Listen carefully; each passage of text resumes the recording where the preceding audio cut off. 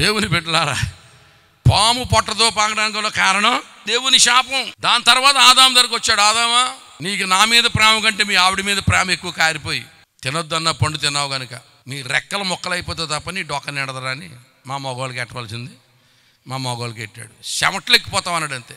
You are going to live by the sweat of your brow అన్నాడు. అప్పటి నుంచి ఇప్పుడు దాకా మిమ్మల్ని పెంచలేక మగవాళ్ళు ఎలా చెమట్లు ఎక్కిపోతున్నారో చూస్తూనే ఉన్నారు. ఎంత తెచ్చినా ఇంకా నరుడా తేరా పక్కవాడా ఊదేస్తున్నారు. అంతే, ఊదేయడమే. ఎన్ని లక్షలు తెచ్చినా కొంతమంది తట్టుకోలేక సాధుల్లోకి వెళ్ళిపోతున్నారు. మీకు దండమే తల్లి, నేను పెంచలేను మిమ్మల్ని బాబోయ్, మీకు దండమమ్మని కాషాయవత పోతున్నారు. You are going to live by the sweat of your brow అన్నాడు. ఇప్పటి నుంచి ఇప్పుడు దాకా మగవాళ్ళు చెమట్లు ఎక్కిపోతున్నారు, చూస్తూనే ఉన్నారు. దాని తర్వాత అవ్వమ్మ దగ్గరికి వచ్చాడు. అవ్వమ్మ, నువ్వు అవ్వమ్మ కాదే పెంటమ్మ, నువ్వు మొత్తం సీదంతా తగలెట్టేసావు, మొత్తం మటాష్ చేసి పడేసే పనికి మాలినా. నువ్వు డెలివరీలో సత్తావో బతుకుతావు, నాకు చత్తే సావచ్చు బతికితే నీ నొప్పులు ఇంతంతా కాదని వాళ్ళకి పెట్టవలసిన వాళ్ళకి పెట్టాడు. ఆ డెలివరీ నొప్పులు ఎలా ఉంటాయో కన్న వాళ్ళని అడిగితే చక్కగా చెప్తారు. ముగ్గురికి శాపనాకారాలు పెట్టేసి తోటలోంచి వెళ్ళిపోమన్నాడు. తోలేసి ముందు వాచ్మ్యాన్ పెట్టండి, అలవాటు ప్రకారం నొత్తే కత్తిచ్చుకుని వేసారు అన్నాడు. ఒకటి అలవాటు ప్రకారం వచ్చాడు అనుకో, వేసేయమని ఒక పెట్టాడు. భార్యాభర్తలు బయటికి వెళ్ళి కాపురం చేసుకున్నారు. అవ్వమ్మ గర్భవతి అయింది, కొడుకుని కన్నది. ఆడే నేరాలు ఘోరాలు చూస్తుండే టీవీ 9 అంటాడు, కాటర్ మొక్క వేసుకుని. వాళ్ళందరికీ పితామహుడు ఆడే, ఫౌండర్ ప్రెసిడెంట్. ఆడ పుట్టడం చంపేశాడు. స్త్రీకి పుట్టినటువంటి మొట్టమొదటి మర్డరర్. దేవుని బిడ్డలారా, ఇదంతా ఎందుకు చెప్తున్నానంటే తోటలోంచి బయట రావడం కష్టం. పోనీ వచ్చేద్దాం. అన్నిటి ఆరంభము చెప్పగలగాలి. దేవునికి స్తోత్రం కలుగునుగాక. దేవుని సేవకులారా, దేవుని సంగమా, దేవుని బిడ్డలారా, నేనే దేవుడను, నేనే సృష్టికర్తను, నేను తప్ప వేరొక దేవుడు లేడు అని ఎవరైనా క్లెయిమ్ చేసినట్లయితే అన్నిటి ఆరంభము చెప్పాలి. దేవునికి స్తోత్రం కలుగునుగాక. మానవుడు ఎలా పుట్టాడంటే బైబిల్లో ఉంది. అన్నిటి ఆరంభము అథారిటేటివ్గా చెప్పినటువంటి గ్రంథం పేరు పరిశుద్ధ బైబిల్ గ్రంథం. దేవునికి స్తోత్రం కలుగునుగాక. ప్రార్థన ఎప్పుడు ప్రారంభమైంది? అన్నిటికీ ఉన్నాయి ఇందులో. దేశము, ఈ భూమి ఖండాలుగా ఎప్పుడు విభాగం పడింది? ఇన్ని భాషలు ఎక్కడి నుంచి వచ్చినాయి?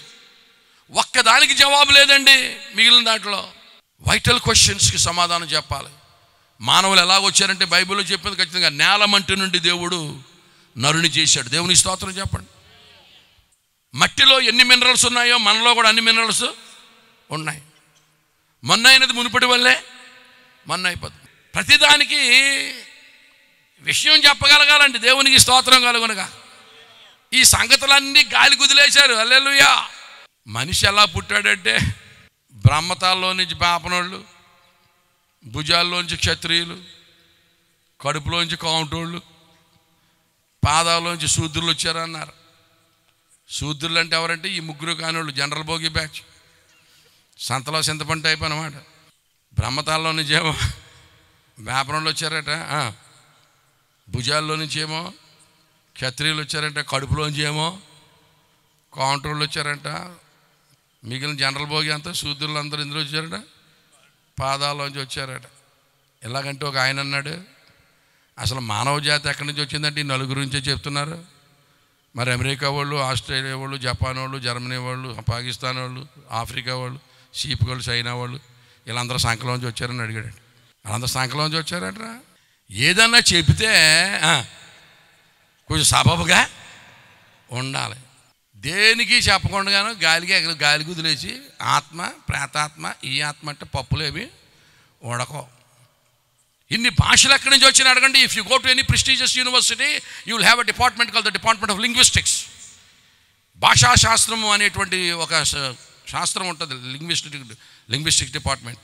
పెద్ద యూనివర్సిటీకి వెళ్తే ఈ భాషాశాస్త్రపు వాళ్ళు ఏం చేశారు తెలుసా? ప్రపంచంలో మానవులు మాట్లాడే భాషలన్నింటినీ కూడా క్రోడీకరించి వాటి పోలికలు చొప్పున 3 భాగాలుగా విభాగించారు. ఆ 3 భాగాలు ఏమిటి తెలుసా? Semitic languages, Hamitic languages and Japhetic languages. షేము సంతతి వారు మాట్లాడిన భాషలు, హాము సంతతి వారు మాట్లాడిన భాషలు, యాపేతు సంతతి వారు మాట్లాడిన భాషలే భూమి మీద ఉన్నాయి వేళ. షేము, హాము, యాపేతు ఈ ముగ్గురు ఎవరు కుమారులు? Semitic, Hamitic and Japhetic languages. ఇప్పుడు మనం మాట్లాడే భాష ఆంధ్రదేశంలో చుటానిక్ బ్రాంచ్లో జర్మనీ నుంచి వచ్చింది. ఇందులో ఆరిజిన్ ఇండో యూరోపియన్ ఫ్యామిలీలో. ఈ పక్క విషయాలు చెప్పాలి. దేవునికి స్తోత్రం కలుగునుగా. ఆడ మనిషి ఎలా పుట్టిందో చెప్పమానండి. సృష్టి అంతట్లో ఎన్నో రకరకాల జీవరాశులు అంట. ఈ సకల జీవరాశుల్లో ఆడ మనిషి అంత చిత్రమైంది ఇంకొకటి లేదటండి సృష్టి యావత్తులో. ఏమండి, ఆడ మనిషి ఎక్కడి నుంచి వచ్చింది? ఒక్క ప్రశ్నకు సమాధానం ఉంటే ఒట్టు హల్లెలూయా చెప్పండి గట్టిగా. పాపం ఎక్కడి నుంచి వచ్చిందో చెప్పమానండి. అసలు పాపానికి నిర్వచనం చెప్పమానండి. పుణ్యానికి నిర్వచనం చెప్పమానండి. అయ్యో పాపం అయ్యో పాపం అయ్యో పాపం అంటమే తప్ప దేన్ని పాపం అంటారని అడగండి. నిషిద్ధ కార్యాచరణే పాప చెప్పండి. ఆయనకల నిషేధించిన కార్యాన్ని చేయడమే. ఎవరు నిషేధించిన కార్యాన్ని ఎవరు చేయడం పాపం? దేవుడు నిషేధించిన కార్యాన్ని మానవులు చేయడం. అయితే వశిష్ఠ మహర్షి కొంచెం ముందుకెళ్ళి ఏమన్నాడు తెలుసా? నరుని దోషం వలన పాపము కలగదు, దాని మూలం ఎచటనో గలదు అన్నాడు. ఎచటనో గలదంటే తోటలో ఉంది. అది ఎచటనో గలదు, తోటలో సంగతి తెలియదు ఆయనకి. నరుని దోషం వలన పాపము కలగదు, దాని మూలము అంటే నరులు పాపములు చేస్తున్నారు కాబట్టి పాపులు కాదని చెప్పాడు ఎవరు? వశిష్ఠ మహర్షి. దాన్నే ఇంగ్లీష్లో ఏమన్నారంటే man is not a sinner because is sinning, because already sinner he sinning, and man is not a transgressor because he transgressing the law, because already transgressing the law అన్నాడు. చెప్పండి. అలా నవ్వారండి. An apple tree is not an apple tree because it gives apples, because it's an apple tree it gives apples అన్నాడు Oswald Smith గారు. ఇప్పుడు కొబ్బరి చెట్టు దగ్గరికి వెళ్ళి ఇది కొబ్బరికాయలు కాసింది కాబట్టి కొబ్బరి చెట్టు అయింది అంటామా, లేకపోతే కొబ్బరి చెట్టు కాబట్టి కొబ్బరికాయలు కాసింది అంటామా? ఏది కరెక్ట్? మళ్ళీ కొబ్బరికాయలు కాసింది కాబట్టి కొబ్బరి చెట్టు అయిందా, లేకపోతే కొబ్బరి చెట్టు కాబట్టి కొబ్బరికాయలు కాసిందా? ఒకడు అన్నాడు భలే తిరకాసుగా ఉంది బ్రదర్ అన్నాడు. అది కొబ్బరికాయలు కాసింది కాబట్టి కొబ్బరి చెట్టు అయిందా, కొబ్బరి చెట్టు కాబట్టి కొబ్బరికాయలు కాసిందా? కొబ్బరి చెట్టు కాబట్టి కొబ్బరికాయలు కాయకపోయినా పొత్తు అయ్యపోయినా దాని మూలమే. అందుకని కొబ్బరికాయలు కాసింది కాబట్టి కొబ్బరి చెట్టు కాదు. అలాగే మనిషి కూడా పాపాలు చేశాడు కాబట్టి పాపి కాదు, పాపి కాబట్టి పాపాలు చేస్తాడు. పాపాలు చేయకపోయినా కొబ్బరికాయలు కాయకపోయినా పొత్తు అయ్యపోయినా కొబ్బరి చెట్టు. అలాగే మనిషి పాపం చేయకపోయినా పాపి. ఇంకో విషయం చెప్పనా? Jesus Christ was buried in a borrowed burial because his sin was a borrowed sin అన్నాడు చార్లెస్ స్పర్జన్ గారు. యేసుక్రీస్తు ఇంకొకరి సమాధిలో పెట్టబడ్డాడు, సొంత సమాధి కాదు. కారణం ఏంటంటే ఆయన పాపాలు కూడా సొంత పాపాలు కాదు, అది సంగతి. Because he was buried in a borrowed tomb because his sins were borrowed sins. ఆ పాపాలు నీ పాపాలు నా పాపాలు తప్ప ఆయన పాపాలు కాదు. దేవుని బిడ్డలారా, అందుకనే వినండి, మన ప్రమేయము లేకుండా మనకు పాపం వచ్చింది, తల్లిదండ్రుల నుంచి సంక్రమించింది. అందులో మన ప్రమేయం ఏమీ లేదు. మన ప్రమేయం లేకుండా మనకు పాపం వచ్చింది కనుక పాపం పోవడానికి కూడా మన ప్రమేయం లేకుండా ఆయన చచ్చిపోవాల్సి వచ్చింది. అది వన్ ఆఫ్ ద రీజన్స్. అర్థమైన వాళ్ళు దేవుని స్తోత్రం చెప్పాలి. మన ప్రమేయం లేకుండా మన పాపం వచ్చింది. మనం పాపం చేసినా చేయకపోయినా పాపులమే. పుట్టినోడిని పుట్టినట్టు పంజరంలో పెంచి బయటికి వెళ్ళకుండా పెంచితే చచ్చిపోయినాక సరిగ్గా నరకంలో సెంటర్కి వెళ్ళిపోతాడు. ఏం చేద్దంటే ఆ జన్మ పాపం మనలో ఉంది కనుక పాపము మన ప్రమేయం లేకుండా మనలోకి వచ్చింది కనుక పాప విమోచన కూడా మన ప్రమేయం లేకుండా ఇంకొక ఆయన మన పక్షంగా చనిపోయాడు. దేవునికి స్తోత్రం కలుగునుగా. హల్లెలూయా. మొదటి పాయింట్ ఏంటంటే నేనే దేవుణ్ణని ఎవరన్నా చెప్పగలిగితే ఆ మొట్టమొదటి చెప్పాల్సిన సంగతి ఏంటంటే అన్నిటి ఆరంభము చెప్పగలగాలి. ప్రార్థన ఎప్పుడు ప్రారంభమైంది? ఏనోషు తో ప్రార్థన ప్రారంభమైంది. పాపం ఎలాగొచ్చింది? మరణం ఎలాగొచ్చింది? పాపమును ఆధారం చేసుకొని మరణం వచ్చింది. ఏనికి ఒక్కదానికి మీనింగ్ లేదండి. పరిశుద్ధ బైబిల్ గ్రంథం అన్నిటికీ ఆరంభం, అన్నిటి ఆరంభమును అధికారికంగా చెప్పింది. దేవునికి స్తోత్రం కలుగునుగా. హల్లెలూయా, హల్లెలూయా. రెండవ విషయం ఏమిటంటే, రెండవ రుజువు దేవుడే చెప్పాడు. మనం చదువుకున్న మూలవాక్యంలో అదే ఉంది. ఎవరైనా నేను దేవుణ్ణి అంటే ఆయన చేయవలసిన పని ఏంటంటే జరగబో వాటిని విశదపరచాలట, పూర్వమైన వాటిని విశదపరచాలట, రాగల వాటిని తెలియజెప్పాలట, ఇక మీద రాబో సంగతులను తెలియజెప్పాలట. అప్పుడు మీరు దేవతలని, అంటే ద ఫోర్ నాలెడ్జ్, వర్తమాన భూత భవిష్యత్ కాలములను ఏకకాలంలో చూడగలగాలి. దేవునికి స్తోత్రం కలుగునుగా. అంటే అర్థం ఏంటంటే ప్రపంచ చరిత్ర అంతా ముందుగానే చెప్పేయగలగాలి. ఈ ప్రపంచం ఏ విధంగా ఉండబోతుంది, ఈ ప్రపంచంలో ఏ ఏ రాజ్యాలు రాబోతున్నాయి, ఏ ఏ రాజ్యాలు ఎంతకాలం పరిపాలించబోతున్నాయి, ఏ ఏ రాజ్యాలు ఏ విధంగా పతనం అవ్వబోతూ ఉన్నాయి, యుగాంతం ఎలా జరగబోతా ఉంది, యుగాంతమందు స్థితిగతులు ఎలా ఉండబోతున్నాయి, ప్రపంచ రాజకీయాలు ఎలా ఉండబోతున్నాయి, అసలు ప్రపంచ చరిత్ర అంతా కూడా ముందుగా చెప్పగలిగి ఉండాలి. దేవునికి స్తోత్రం కలుగునగా. అలాగున ప్రపంచ చరిత్ర అంతా ముందుగా చెప్పినటువంటి గ్రంథం పరిశుద్ధ బైబిల్ గ్రంథం. హల్లెలూయా, స్తోత్రం చెప్పండి గట్టిగా. దేవుని బిడ్డలారా, చాలా చోట్ల రాశాడు. దయచేసి 44వ అధ్యాయము 7వ వచనం చూడండి. ఆదిలోనున్న జనమును నియమించినది మొదలుకొని నేను తెలియజేయచ్చు వచ్చినట్లు తెలియజేయగలవాడెవడు? అట్టివాడు ఎక్కడైనా నుండి నీడలా నాకు తెలియజెప్పవలెను, ఆ సంగతి నాకు ప్రచురింపవలెను.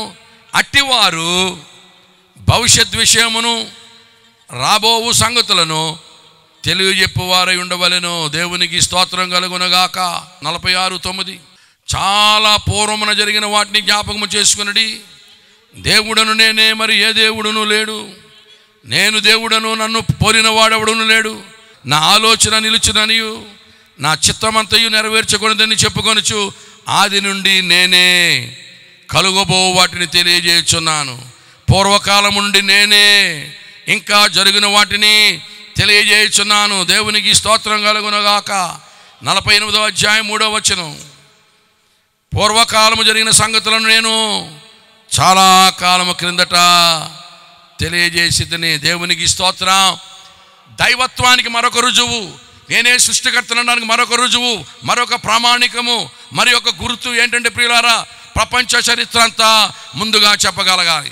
అలాగున్న ప్రపంచ చరిత్ర అంతా పరిశుద్ధ బైబిల్ గ్రంథంలో ముందుగా చెప్పబోయింది. ఇదిగో మాదీయుల పారసీకుల రాజ్యం వస్తూ ఉంది, బబులోను సామ్రాజ్యం వస్తుంది, దాని తర్వాత గ్రీకుల సామ్రాజ్యం వస్తుంది, దాని తర్వాత రోమా సామ్రాజ్యం వస్తుంది, దాని తర్వాత డెమోక్రసీ వస్తుంది, భూనివాసులు మిళితములయ్యే ప్రజలు వస్తారు. ఆ దినాల్లో నా రాజ్య సువార్త ప్రకటింపబడుతుంది అన్నాడు. దేవునికి స్తోత్రం చెప్పండి. బబులోను సామ్రాజ్యం వచ్చింది, మాదీయుల పారసీక రాజ్యం వచ్చింది, దాని తర్వాత గ్రీకుల సామ్రాజ్యం వచ్చింది. దేవుడు అన్నాడు గ్రీకుల సామ్రాజ్యం 4 భాగాలుగా 4 ముక్కలుగా విభాగం పడుతున్నాడు. గ్రీకు సామ్రాజ్యం స్థాపించిన వాని పేరు చెప్పండి. Alexander the great. ఆయన దోమ కుట్టి చచ్చిపోయాడు. ఏం కుట్టి చచ్చిపోయాడండి? దోమ కుట్టి చచ్చిపోయాడు. ఆయన చనిపోయిన తర్వాత ఆయన రాజ్యం అంతా 4 భాగాలుగా విభాగింపబడింది. సెల్యూకస్ నికెటర్, తర్వాత టోలమీ, తర్వాత ఇంకెవరిద్దరు కలిసి మొత్తం 4 భాగాలుగా విభాగించుకున్నారు. అది అయిపోయిన తర్వాత రోమా సామ్రాజ్యం వచ్చింది. జూలియస్ సీజర్ ప్రజాస్వామ్య సైన్యాలను సర్వసేనాపతిగా జైత్రయాత్ర సాగించి విజయాలతో విచ్చేసి ప్రజానురాగాన్ని చోరగొంటూ ఉన్న ఉదాత్త నాయకుడిని ఎక్కడ నిరంకుశుడైపోతాడని ఈర్ష్యవలను, స్వాతంత్ర్య భంగ భీతి వలన హత్య చేయడం చేత కలిగిన దుష్ఫలితాలు ఎలా రోమన్ జాతికి కంటకప్రాయాలైనయో నిరూపించే విషాదాంత నాటకమే జూలియస్ సీజర్. చదివారా? మొట్టమొదటి జూలియస్ సీజర్ పుట్టినప్పుడే పొట్ట కోసి పిల్లోని తీయడం చూశారు. పెద్ద పిల్లోడు పెరిగిపోయాడు కడుపులో. మొట్టమొదటిసారి కడుపు కోసి పిల్లోని తీయడం ఆయనతోటే స్టార్ట్ అయింది. అందుకనే ఆయన పేరు జూలియస్ సీజర్. ఆయన పేరు మీకు సీజర్ పెట్టింది అంటారు కదా, సీజర్ ఆపరేషన్ అంటే ఆడే పితామహుడు, ఆయన పేరు పెట్టారు జూలియస్ సీజర్. రోమా సామ్రాజ్యం, ఆ రోమా సామ్రాజ్యం దినాలనే ప్రభువు రావడం జరిగింది. దేవుని రాజ్య సువార్త ప్రారంభమైంది. ప్రభువుని సిలువ వేయడం జరిగింది. అప్పటి నుంచి ఇప్పుడు వరకు దేవుని యొక్క సువార్త జరుగుతూ ఉంది. దేవునికి స్తోత్రం కలుగునుగా. తర్వాత అంత్య దినాల్లో ఒక వరల్డ్ గవర్నమెంట్ రాబోతూ ఉంది. ప్రపంచ నియంత ఒకటి రాబోతున్నాడు. తర్వాత యెరూషలేం దేవాలయం కట్టబడుతుంది. యూఫ్రటీస్ నది ఎండిపోద్ది. తర్వాత మాస్కో, లిబియా, జర్మనీ, ఆస్ట్రియా, కొన్ని మిత్ర దేశాలు ఇస్రాయేల్ దేశం మీద యుద్ధానికి వెళ్ళబోతూ ఉన్నాయి. దానికి ముందు అబద్ధ క్రీస్తు వస్తాడు. వాడు వచ్చి అతి పరిశుద్ధ దేవాలయంలో కూర్చుంటాడు. ఏది దేవుడు అనబడినో, ఏది పూజింపబడినో దాన్ని అంతటిని ఎదిరిస్తాడు. 7 సంవత్సరాలు ఇస్రాయేల్తో సంధి చేసుకుంటాడు. 3.5 సంవత్సరాలతో సంధి బ్రేక్ అవుతుంది. 3.5 సంవత్సరాలు అయిపోయిన తర్వాత ఈ 3.5 సంవత్సరాలు పరిశుద్ధులతో యుద్ధం చేయడానికి వాడికి అధికారం ఇస్తాడు. దాని తర్వాత లెక్కల ప్రకారంగా ప్రభు వస్తాడు. దేవునికి స్తోత్రం కలుగునుగాక. ఒక పిక్చర్ ఉందండి, క్లియర్ కట్ పిక్చరు. మనం ఎటు వెళ్తున్నామో మనకు తెలుసు, దర్శనం ఉన్నది. వందలాది ప్రవచనాలు నెరవేరిని కనుక దేవత్వానికి రుజువు. దేవుని బిడ్డలారా, ప్రపంచ చరిత్ర అంతా ముందుగా చెప్పగలగాలి. అలాగే ప్రపంచ చరిత్ర ప్రభువు చెప్పినట్లుగా జరిగినటువంటి గ్రంథం పేరు పరిశుద్ధ బైబిల్ గ్రంథం. దేవునికి స్తోత్రం కలుగునగా. ఏ ఏ రాజ్యాలు వస్తాయన్నాడు, అన్ని రాజ్యాలు వచ్చినాయి. ఏ ఏ రాజ్యాలు పతనం అవుతాయి అన్నీ చెప్పాడు. ఏ విధంగా ప్రవచనం అన్నీ నెరవేరుతున్నాయి. దేవుని బిడ్డలారా, అది దేవత్వానికి రుజువు. మీరు భవిష్యత్తు చెప్పడానికి అవకాశం ఉండాలి అని అనగానే మీకు ఒక వ్యక్తి జ్ఞాపకం రావాలి. భారతదేశంలో ఉన్న వాళ్ళకి ఒక వ్యక్తి జ్ఞాపకం వస్తాడు. భవిష్యత్తు చెప్పడం అనగానే శ్రీమద్ విరాట్ పోతులూరి వీరబ్రహ్మం గారు. వీరబ్రహ్మం గారు కొంత భవిష్యత్తు చెప్పాడు. ఇంకొంచెం బాగా చదువుకున్న వాళ్ళకైతే ఇంకొక ఆయన జ్ఞాపకం వస్తాడు, నోస్ట్రడామ్ గారు. ఆయన జరగబో సంగతులు చెప్పాడు. శ్రీమద్ విరాట్ పోతులూరి వీరబ్రహ్మం గారు చెప్పాడు. ఆయన ఏం చెప్పాడంటే, ఒక యదమ్మండ పరిపాలన చేస్తుంది, పంది కడుపుని కుక్క పడుతుంది, కుక్క కూడా పంది కొడుతుంది, ఇవి చెప్పాడు. ఇవి కాదు భవిష్యత్తు అంటే. చేయి చూడడం, జాతకాలు చెప్పడం, జ్యోతిష్యం చెప్పడం, ఇవి చెప్పడం కాదు, మొత్తం వరల్డ్ రికార్డ్ చెప్పాలి. దేవునికి స్తోత్రం కలుగు. ప్రపంచ సంగతులని చెప్పాలి. దేవునికి స్తోత్రం కలుగునుగాక. అలాగని చెప్పినటువంటి వాడు నజరేయుడైన యేసుక్రీస్తు నాథుడు. సవాల్కా జవాబ్. పొల్లు తప్పిపోకుండా జరిగింది. దేవునికి స్తోత్రం కలుగునుగా. హల్లెలూయా. ఇప్పుడు యూఫ్రటీస్ నది ఎండిపోతూ ఉంది. యూఫ్రటీస్ నది ఎండిపోయింది. దేవుని బిడ్డలారా, 3వ దేవాలయం కట్టడానికి అన్ని ఏర్పాట్లు అయిపోతూ ఉన్నాయి. ప్రపంచ నియంత వరకు ఆల్రెడీ సర్చింగ్ జరుగుతూ ఉంది. అంత తెలుసు. ఈ లోకం ఏమవుతుందో మనకు తెలుసు. యుగాంతమందు బ్రతుకు సుఖాంతము గావింప చేతకాని మాటలు చెవుల నిండా సకల కవులు బలక నరకయాతను తప్పించు కరక మాటలే చెరకు దీపి బోలి యేసు మన కొరకు బలికే. చెప్పండి, ఏది చెప్పరు మీరు? యుగాంతమందు బ్రతుకు సుఖాంతము గావింప చేతకాని మాటలు చెవుల నిండా సకల కవులు బలక నరకయాతను తప్పించు కరక మాటలే చెరకు దీపి బోలి యేసు మన కొరకు బలికే. హల్లెలూయా. నేనే రాశాను. హల్లెలూయా. మీరేమో నాకు తెలుగు రాదని మీరు అనుకుంటున్నారు. అసలు మోడీ గారు మంచి మీ స్పీచ్ ఇచ్చారు ఒక రోజుని. ఏం స్పీచ్ అంటే, భారతదేశం చాలా సుసంపన్నమైన దేశం, రతనాలు రాసులేసి అమ్మేవారు, మన దేశం అంత భాగ్యమైన దేశం ఇంకోటి లేదు, ఈ ఆంగ్లేయులు కడు దొంగలు మన రతనాలన్నీ ఎత్తుకుపోయారు, మనం అందరం పేదవాళ్ళం అయిపోయాం, కష్టపడి పని చేసుకుని రావాలని చెప్పాడు ఆయన. మంచి స్పీచ్ చెప్పాడు. రతనాలు రాసులు అమ్మడం కరెక్టే, మన ఆంగ్లేయులందరూ పట్టుకోవడం కరెక్టే. అప్పుడు నేను ప్రశ్న అడిగా, నెట్లో పెట్టాను, నాకు సమాధానం చెప్పండి. ఆంగ్లేయులు పట్టుకెళ్ళిపోతుంటే ఆంజనేయుడు ఏం చేస్తున్నాడు? 500 సంవత్సరాలు ముస్లింలు పరిపాలించారు, 200 సంవత్సరాలు బ్రిటిష్ వారు పరిపాలించారు. ఇలాగ 100 సంవత్సరాలు బ్రిటిష్ వాళ్ళు సాహిబులు పరిపాలన చేసి భారతదేశాన్ని దోచుకుంటూ ఉంటుంటే మన భారతదేశపు దేవుళ్ళు ఏం చేస్తున్నారు? భరతమాతను ఎలా హింసిస్తుంటే పీఠాధిపతులు నాకు సమాధానం చెప్పమని పద్యం రాసి పెట్టాను. దోచుకొనుచుండ దేశంబున ఆంగ్లేయులు, అడ్డగింపలేదేమి మన వీర ఆంజనేయులు. దాడి చేయుచుండ ముస్లిములు పలుమారులు, మౌనులై ఉంటేరేమి ముక్కోటి దేవతలు అన్ని మారులు. భరతమాత దేవుళ్ళ బలమెంత, వారి బలాఢ్యమెంత, నిలదీసి నెక్కమడిగి నిజము తేల్చు హైందవా అని రాసి. పీఠాధిపతులు నాకు సమాధానం చెప్పమని నన్ను ఎవరు నాకు సమాధానం చెప్పారు. జవాబు రాలేదు నాకు. ఈవేళ ప్రపంచమంతా ప్రభువుని నమ్ముకుంటూ ఉంటే ఒక సామాన్య హైందవుడు తల పట్టుకుంటున్నాడు. అసలు ఏంటి దీని సంగతి ఏంటి మరి చెప్పట్లేంటి, మాకు సరిగ్గా చెప్పరేంటని. వందల కోట్లే మన అందరి కన్నుల ముందర వర్ధిల్లుచున్న క్రీస్తు భక్తుల వందన భక్తి, అది వట్టిదో గట్టిదో పొట్టిదో సొట్టదో, అది ఎట్టిదో తెలుప పట్టదో, భావమందు పుట్టదో స్వభావమందు గిట్టదో, ఎరుకకు దేనినేసి కొట్టేదో అంటూ నా తల పట్టేదో హైందవ పండిత ప్రభో అని రాశాను. అసలు ఈ యేసుప్రభు బిడ్డల భక్తి అది వట్టిదా గట్టిదా పొట్టిదా సొట్టదా, అది ఎట్టిదో తెలుప పట్టదా, భావమందు పుట్టదా స్వభావమందు గిట్టదా, ఎరుకకు దేనినేసి కొట్టేదో అంటూ నా తల పట్టేదో హైందవ పండిత ప్రభో. బుర్ర పట్టేసుకుంటున్నారు ఈవేళ జనాలు. ఇంతమంది రక్షణ పొందుతున్నారు, ఇంతమంది సాక్ష్యాలు చెప్తున్నారు, ప్రపంచవ్యాప్తంగా వర్ధిల్లుతూ ఉంది. అది వట్టిదా గట్టిదా పొట్టిదా సొట్టదా, అది ఎట్టుదో తెలుపు పట్టదా, భావమందు పుట్టదా స్వభావమందు గిట్టదా, ఎరుకకు దేనినేసి కొట్టేదో అంటూ నా తల పట్టేదో హైందవ పండిత ప్రభు. హైందవుని ఆక్రందన, that is the pulse of the normal Hindu today. దేవునికి స్తోత్రం కలుగునుగా. హల్లెలూయా. మొదటి పాయింట్ ఏం చెప్పుకున్నాం మనం? నేనే దేవుణ్ణి అంటే అన్నిటి ఆరంభము చెప్పగలగాలి, మనం తగులుకోవాలి. రెండవదేమో ప్రపంచ భవిష్యత్తు అంతా చేయి చూసి చెప్పడం, ఓ అని గొలుసు తీయడం, అని బుడు తీయడం కాదు. దమ్ముంటే ప్రపంచం అంతా ఏం జరగబోతుందో చెప్పాలి. వర్తమాన భూత భవిష్యత్ కాలాల్లో ఉన్నవాడు మాత్రమే చెప్పగలడు. దేవునికి స్తోత్రం కలుగును. మీ చేతనైతే చెప్పండి అని అడుగుతున్నాడు ఈయన. 10 సార్లు అడిగాడు.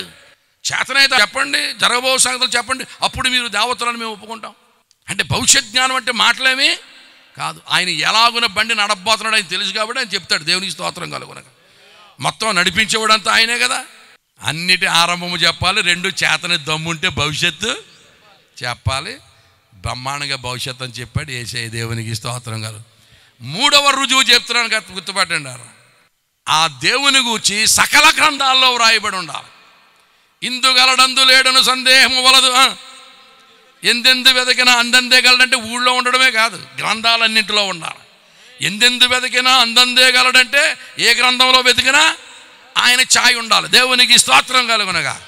ఈ ప్రభు అయిన క్రీస్తుని గురించి జొరాస్ట్రియన్ మత గ్రంథాల్లో ఉంది, యోధా మత గ్రంథాల్లో ఉంది, హైందవ మత గ్రంథాల్లో ఉంది, బౌద్ధ మత గ్రంథాల్లో ఉంది, ఖురాన్లో ఉన్నది, కోకొల్లలుగా ఉంది. అన్ని గ్రంథాల్లో ఇది సకల మత గ్రంథ సారం. దేవునికి స్తోత్రం కలుగునగా. సకల మత గ్రంథాల సారము. దేవునికి స్తోత్రం కలుగునుగాక.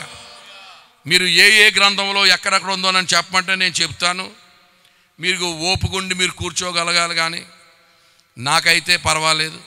మరి అన్ని మత గ్రంథాలు మనం ఎతకలేకపోయినా కనీసం మన హైందవ మత గ్రంథాల్లో ఈ ప్రభు గూర్చి ఎన్నో చోట్ల ఉంది. మీకు అందుకనే మొదట్లోనే చెప్పాను నేను, ఆధ్యాత్మిక చరిత్ర కలిగిన ఏ దేశమో కూడా ఏ కొత్త సంగతిని కూడా ఇముడ్చుకొనదు, అంగీకరించదు.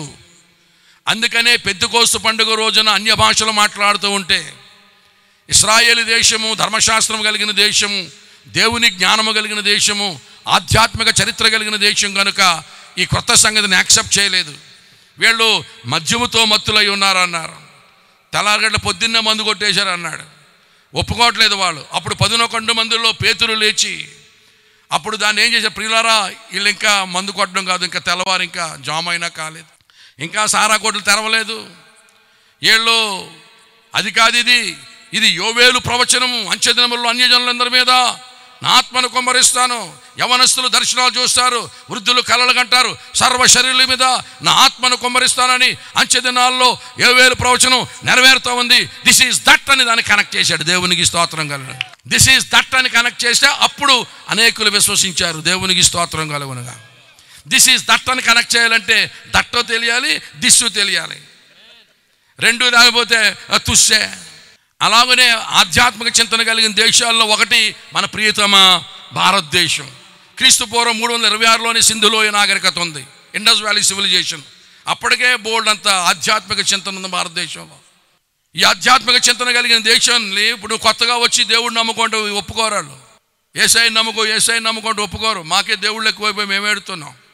భారతదేశంలో ఉన్న దేవుళ్ళు మనుషులు పంచితే 4.5 పడ్డారంట. అక్కడ ఆ ట్రాఫిక్ జామ్ అయిపోతుంది. మాకు ఎక్కువైపోయి మేము ఎడుతాం, మళ్ళీ నువ్వు ఇంకోటి కొత్త దేవుడిని తెస్తున్నావు అని ఏం చేయాలి తెలుసా? మనం అందులో ఉన్నటువంటి ఛాయలన్నీ గమనించి this is that is this, అతడే ఇతడే అతడు అని కనెక్ట్ చేసి చూపించగలగాలి. అది ఈవేళ అంచె దినాల్లో సువార్తలో అడాప్ట్ చేయవలసిన మెథడ్ అది. దేవునికి స్తోత్రం. ఇప్పుడు సోప్ సాల్వేషన్ పనిచేయదు. దిస్ ఈజ్ దట్ అని దట్ ఈస్ దిస్ అని తెలియాలంటే మనం రెండు దట్టో తెలియాలి. అందుకనే పౌలు మీ కవీశ్వరులో కొందరు ఎలాగూ చెప్పుచున్నారు కదా, మీ కవీశ్వరులో కొందరు ఎలాగూ చెప్పుచున్నారని వాళ్ళు కోట్ చేశాడు. ప్రియ దేవుని బిడ్డలారా, ఈవేళ భారతదేశంలో సువార్త చెప్పాలంటే అది ఖచ్చితంగా అవసరమై ఉంది. యేసుని గురించి ఎన్నో చోట్ల వ్రాయబడి ఉంది మత గ్రంథాలు. అపుత్రస్య గతిర్నాస్తి స్వర్గో నైతి వచనై వచః. పుత్రుడు లేకపోతే గతి లేని వాళ్ళం అయిపోతాం. అంటే మనోళ్ళు అనుకున్నారు మన కడుపును పుట్టిన కొడుకు అనుకున్నారు. కొడుకు పుట్టకపోతే తల కొరువు పెట్టేవాడు నరకానికి వెళ్ళిపోతాడు అన్నారు. పుత్రుడు అనగా పున్నామి నరకము నుండి తప్పించేవాడు అన్నారు. కుమారుడు అంటే కుత్సితాన్ మారయా తేత కుం ఆరహ, కుత్సితములు తొలగించేవాడు కుమారుడు. ఏమండి కొడుకు నరకాన్ని తప్పింతానన్నాడు అంటే మన కడుపును పుట్టిన కొడుకు అనుకున్నారు. కొడుకులు కనుక్కున్న వాళ్ళని అడిగితే చెప్తారు నరకాన్ని తప్పింతాడు. ఇప్పుడే నరకం చూపించారు. ఇప్పుడు కొడుకు లేకపోతే నరకం అంటే మన కడుపును పుట్టిన కొడుకు కాదు. అలాగైతే మరి వాజ్పేయి గారికి అసలు పెళ్ళి అవ్వలేదు, రాహుల్ గాంధీ గారి పెళ్ళి అవ్వలేదు, అబ్దుల్ కలాం గారి పెళ్ళి అవ్వలేదు. పెద్ద పెద్దలు చాలామంది పెళ్ళి, వీళ్ళంతా నరకానికే. ఆడపిల్లల తండ్రి నరకానికే, పిల్లల పుట్టినోళ్ళు నరకానికే, పెళ్ళి అవనోళ్ళు నరకానికే. No no no no no. పుత్రుడు అనగా దేవకుమారుడు. దేవుడు తన కుమారుని కనుక మానవుల కొరకు అనుగ్రహించకపోతే మానవులు దేవ మోక్ష సాధన విషయంలో దరిద్రులు అయిపోతారు, గతిలేనులు అయిపోతారు అన్నాడు. అలాగ గతి లేని వాళ్ళు కాకూడదనే ప్రేమగల దేవుడు తన ఏకైక కుమారుని మన కొరకు పంపించాడు. దేవునికి స్తోత్రం చెప్పండి గట్టిగా. హల్లెలూయా. అన్ని మత గ్రంథాల్లో ఉండాలి. ఆయన ఆ దేవకుమారుడు, ఆ వేదవేద్యుడు, ఆ యజ్ఞ పశువు, ఆ విరాట్ పురుషుడు, ఆ దేవకుమారుడు, ఆ ప్రజాపతి, ఆ యజ్ఞ పశువు ఎక్కడ పుడతాడని అడిగారు మనోళ్ళు. ఇన్ని దేశాలు ఉన్న ఇంత గొప్ప ప్రపంచంలో పిన్ పాయింట్ యాక్యురసీతో చెప్పగలగాలి. చెప్పారండి భారతీయులు. ఆ పరాత్పరుడు, ఆ వేదవేద్యుడు, ఆ యజ్ఞ పశువు, ఆ విరాట్ పురుషుడు, ఆ దేవకుమారుడు, ఆ ప్రజాపతి, మానవునికి మోక్షం ప్రసాదించే దేవకుమారుడు ఎక్కడ పుడతాడు అనడానికి చెప్పారు గ్రంథంలో. అంబశ్యపారే భువనశ్య మధ్యే నాకసపుష్టే మహతో మహియాన్ శుక్రేణ జ్యోతిగంశిస అనుప్రవిష్ట ప్రజాపతి గర్భే అంతః. అంబశ్యపారే భువనశ్య మధ్యే నాకసపుష్టే మహతో మహియాన్ శుక్రేణ జ్యోతిగంశిస అనుప్రవిష్ట ప్రజాపతి గర్భే అంతః. అంబశ్యపారే అంటే ఆకాశంలో చూస్తాడు. భువనశ్య మధ్యే భూమధ్యపురంలో పుడతాడు. శుక్రేణ జ్యోతిగంశిస అనుప్రవిష్ట ప్రజాపతి గర్భే అంతః అంటే ఆయన పుట్టినప్పుడు ఆకాశంలో ఒక నక్షత్రం వెలుస్తుంది. అది ఆయన నక్షత్రం. ఎంత యాక్యురేట్ చెప్పారండి, ఎంత యాక్యురేట్ చెప్పారు. భూమికి నట్టనడుము నివసించు జనులు అన్నాడు బైబిల్లో. కరెక్ట్గా ప్రభు అయిన యేసుక్రీస్తు పుట్టినటువంటి ప్రాంతం బెత్లెహేము, భూమికి నడిబొడ్డు. దేవునికి స్తోత్రం కలుగునగా. హల్లెలూయా. అంత యాక్యురేట్గా ఎవరు చెప్తారండి? ఇదిగో ఈ సృష్టి అసలు ఏమీ రవ్వంతైనా కలుగపడక మునుపు ఏముందని ప్రశ్న అడిగితే భారతదేశంలో ఓంకార స్వరూపం ఉందన్నారు. నాదబ్రహ్మ ఉన్నాడు, స్వరబ్రహ్మ ఉన్నాడు, శబ్దబ్రహ్మ ఉన్నాడు, ఓంకారం ఉంది. దేవుని బిడ్డారా, మా చిన్నప్పుడు ఎవరైనా ఉత్తరం రాస్తే ఓం అని రాసి తర్వాత మహారాజశ్రీ అని మొదలెట్టేవారు. ఇప్పుడు ఉత్తరాలు కట్టడం ఏమీ లేవు. అండ్ ఇల్లు కడుకుంటే ఇంటి మీద ఓం అని పెట్టేవారు.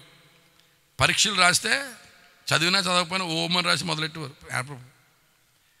మనం ఓం ఓం ఓం అనడమే కానీ మీ ఊరంతా తిరిగి రండి ఓం అంటే ఏంటని అడగండి. సోయమాత్మాధ్యక్షరం ఓంకారాదిమా మా శ్రీమాత్రక్షపాద అకార ఉకార మకారయతి. సోయమాత్మాధ్యక్షరం ఓంకారాదిమా మా శ్రీమాత్రక్షపాద అకార ఉకార మకారయతి.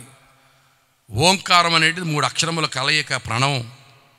అకారము తండ్రి అయిన దేవుడు, ఉకారము కుమారుడు, మకారము పరిశుద్ధాత్మ దేవుడు అన్నట్టు. ఆది యందు ఓంకారం ఉన్నది, నాదబ్రహ్మ ఉన్నాడు, స్వరబ్రహ్మ ఉన్నాడు, శబ్దబ్రహ్మ ఉన్నాడు అని చెప్పారే. అదే పరిశుద్ధ బైబిల్ గ్రంథంలో ఆది యందు వాక్యము ఉండెను, వాక్యము in the beginning was the word and the word was with God and the word was God. The same was in the beginning with God and all things were made by him and without was not made anything that was made. In him was life, and the life was the light of men, and the light shineth in darkness, and the darkness comprehended it not. There was a man sent from God whose name was John. The same came for a witness, to bear witness of that light, that all men through him might believe. ఎక్కడుంది యోహాను సువార్త? చిన్నప్పుడు కడత పెట్టబోతే తొక్క తీసేవారు. దేవుని బిడ్డలారా, parliament of రిలిజియన్స్లో Swami Vivekananda పండితులు వారు వెళ్ళి అన్నాడు, మా భారతదేశంలో ఓంకార స్వరూపుడే క్రైస్తవ్యములో యేసుక్రీస్తుగా ప్రత్యక్షమయ్యాడు అన్నాడు. దేవునికి స్తోత్రం కలుగునగా. ప్రబోధ రత్నాకరణ పుస్తకంలో 2వ పేజీలోనే కావాలి ఉంటుంది.